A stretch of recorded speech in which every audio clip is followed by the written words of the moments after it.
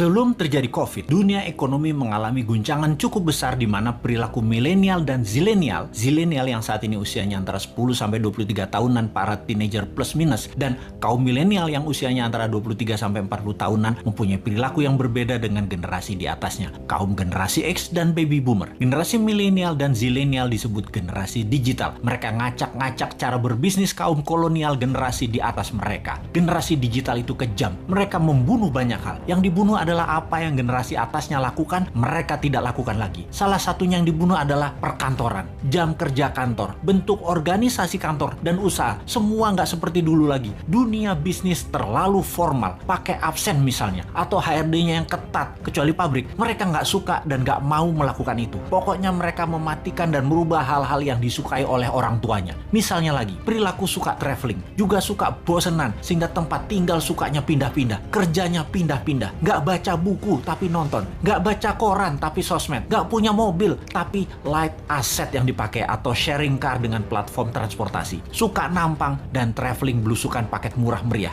Generasi digital juga membunuh media TV karena generasi digital everyone is broadcaster, everyone is reporter. Merek dan brand dibunuh juga oleh generasi digital. Brand itu menjadi less important bagi mereka. Bagi mereka yang penting adalah 3R, yaitu rating, review, dan recommendation.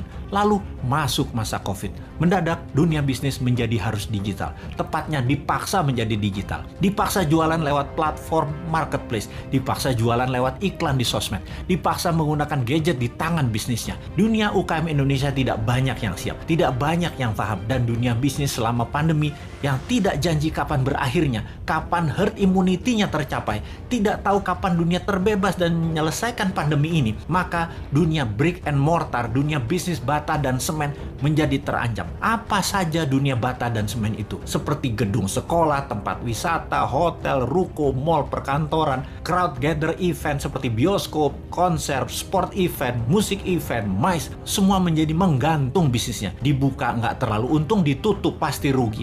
Bisnis semen dan bata karena pandemi, pengunjungnya dan aturannya sering on off. Akhirnya mereka harus segera pivot. Hiburan pindah ke rumah, pindah ke tangan, pindah ke gadget. Pokoknya semuanya pindah ke digital. Inilah masa killing time bagi bisnis yang tidak bisa pindah ke digital. Bagi yang lambat beradaptasi, siap-siap gulung tikar. Catatan ya, COVID akan berada bersama kita selamanya. Pandemi biologi ini tidak akan selesai karena bisa saja bukan hanya virus ini mutan, namun virus lain lagi terjadi yang selama ini diam-diam saja, lalu terancam dengan adanya vaksin, maka mereka kemudian melakukan mutasi. Flu bisa menjadi virus yang mematikan, bisa saja terjadi. Ebola, SARS, AIDS, semua bisa bermutasi dengan vaksin di tubuh manusia. Siapa yang tahu? Ini bukan nakut-nakuti, tetapi sebagai orang yang lama dilatih dengan threat analysis, maka melihat ancaman harus segila mungkin dan kita harus punya antisipasinya sekarang.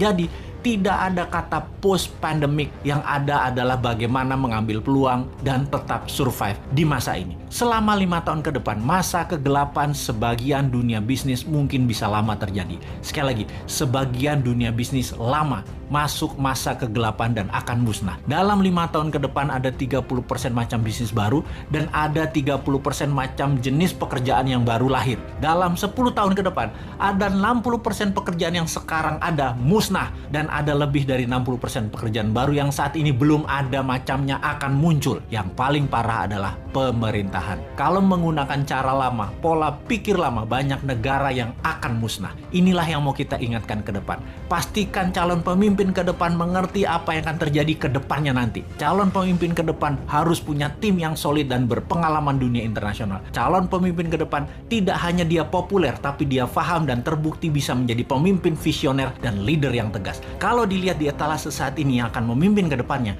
masih banyak hal yang harus mereka buktikan. Seperti yang saat ini deh, ternyata di awalnya sangat bagus program kampanyenya, baik incumbent maupun penantangnya. Ketika keduanya bergabung dalam satu wadah, sama COVID aja keok. Sebelum COVID aja sesungguhnya sudah tren turunnya. Tambah COVID, jadi minus. Tambah lagi, kalau perang Tiongkok-Amerika jilid 2 terjadi, bengek bernegaranya pasti. Tambah fakta lain lagi, yaitu perang biologi pandemi ini berkepanjangan, kejet-kejet gejala stroke bernegaranya. Belum lagi, yang sejak 4 bulan yang lalu kita dengungkan, perang cuaca yang bisa membuat kelangkaan pangan terjadi. Wes ambiar bernegaranya, kalau tidak bisa membuat antisipasinya. Jadi, kita ngeledekin incumbent, kita lanjut ngeledekin oposisi yang tidak memberikan solusinya. Kemudian apa solusinya Newmind? Sabar, sebentar. Ini lagi celingukan kiri kanan ngecek ada agen globalis tukang siomay nggak bawa hati di depan rumah. Gue mau beli dulu.